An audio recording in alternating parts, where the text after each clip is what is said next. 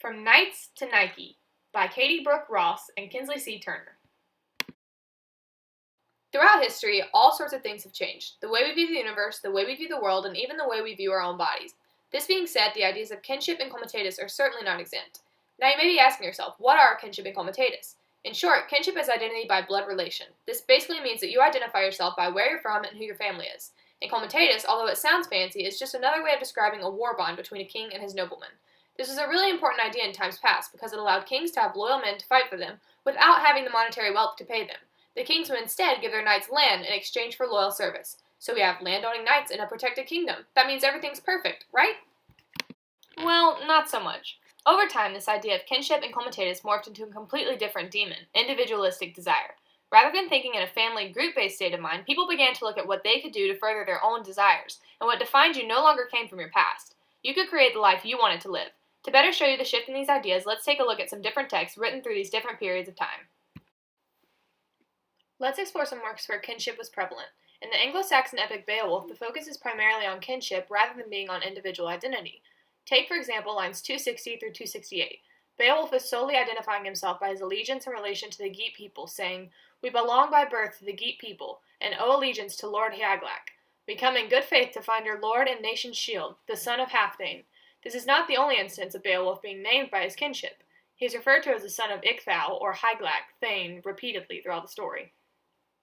Comitatus is also prevalent in the tale of Beowulf. An example of this can be found after his heroic battle with Grendel. Beowulf is rewarded with gold, horses, and other such luxuries.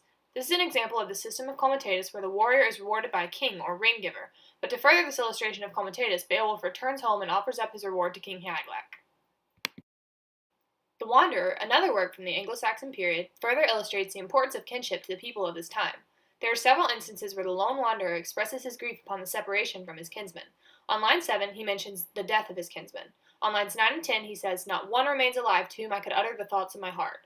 On line 21, he laments being far from kinfolk. Lines 27 and 28, he talks about being in the mead hall, remembering me and my kin.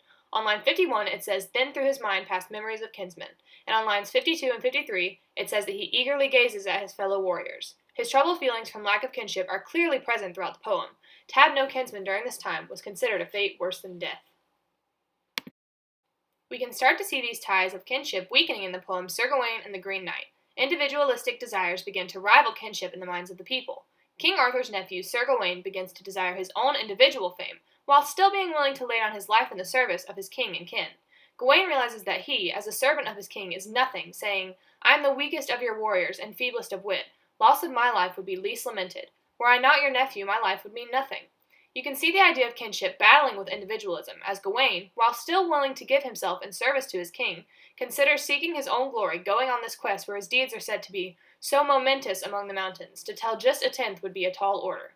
So in these lines, you can see that Gawain is focusing more on his quest than on his life as a servant to and nephew of King Arthur. While this may not seem like a drastic change in viewpoint, the subtle shift in ideologies exhibits a major turning point in history.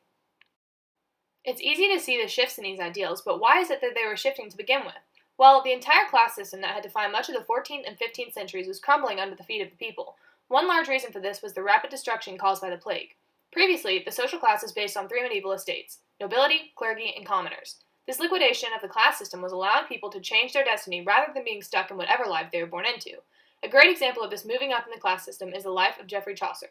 The life of Geoffrey Chaucer is a prime example of the disintegration of the estates which had controlled life in England for so long. Chaucer was born a commoner, the son of a wine merchant, but Chaucer was not content to remain on the bottom rung of society.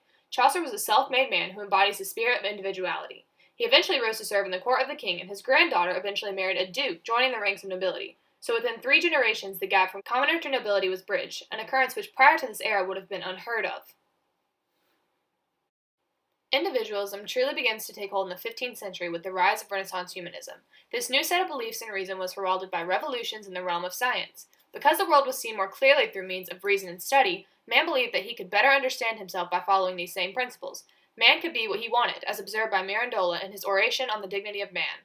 "We have made thee neither of heaven nor of earth, neither mortal nor immortal, so that with freedom of choice and with honor, as though the maker and moulder of thyself, thou mayest fashion thyself in whatever shape thou shalt prefer." This self-made man led to the demise of kinship, as this new man was focused on promoting himself. In the tragedy of Shakespeare's King Lear, we can truly see the demise of the ideals of kinship and comitatus. While there are a few characters who remain faithful to the outdated system, the play itself focuses on the selfish efforts of Goneril, Regan, and Edmund to further advance themselves in the quest for money and power. Kent is one of the few who still hold true to the old-fashioned ideas of kinship and comitatus. In lines 140 and 142, Kent describes how he has always been faithful in his service to Lear as follows: "Royal Lear, whom I have ever honored as my king, loved as my father, as my master followed." Kent's declaration of loyalty clearly demonstrates his ties to the previous system of loyalty to one's kin and king. Contrastingly, Goneril, Regan, and Edmund can be seen as solely being worried about their own needs and the furtherment of their ranks. Goneril and Regan are plotting heavily on how to dethrone their father and assume more of his power in lines 285 through 305. Edmund can also be seen partaking in these sly actions by deceiving Edgar and causing him to flee to further his own agenda. At one point, after receiving so much grief from his daughters, Lear refers to them as diseases of the flesh, boils, and plague sores. This certainly does not fit with the previous tight familial bonds that were associated with those who highly valued kinship. John Donne illustrates this change in perspectives perfectly in An Anatomy of the World, First Anniversary. He speaks about the dissolution of the class system in lines 215 through 218, where he says, "Prince, subject, father, son, are all things forgot. For every man alone thinks he hath got to be a phoenix, and that there can be none of that kind of which he is but he."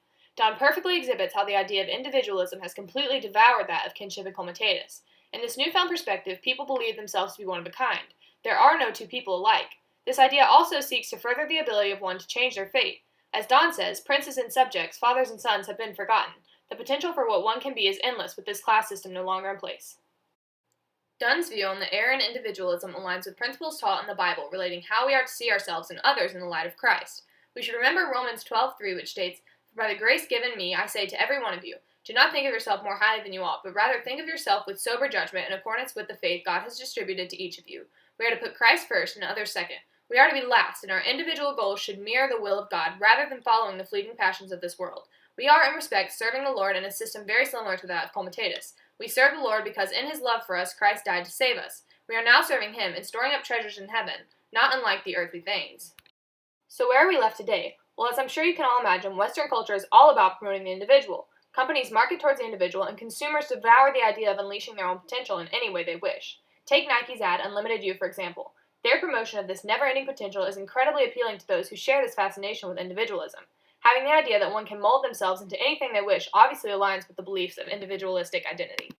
So as we can see, these ideas have changed quite a bit over time. But now we're left with the question of what is right. Well, as with any system of beliefs, there are flaws on either side. In a sense, there must be a gray in between these black and white ideas. What we can be sure of is the impact that following these changes through these texts can have on our lives. We can see the evolution of both sides, and by careful study, maybe we can find a healthy medium moving forward for generations to come. Ultimately, however, in order to truly understand which better aligns with Christian beliefs, our only options are to pray and diligently study Scripture. This script was written by Kinsley C. Turner and Katie Brooke Ross. Narrated by Kinsley C. Turner. Illustrated by Katie Brooke Ross. Produced by Ross Turner Incorporated.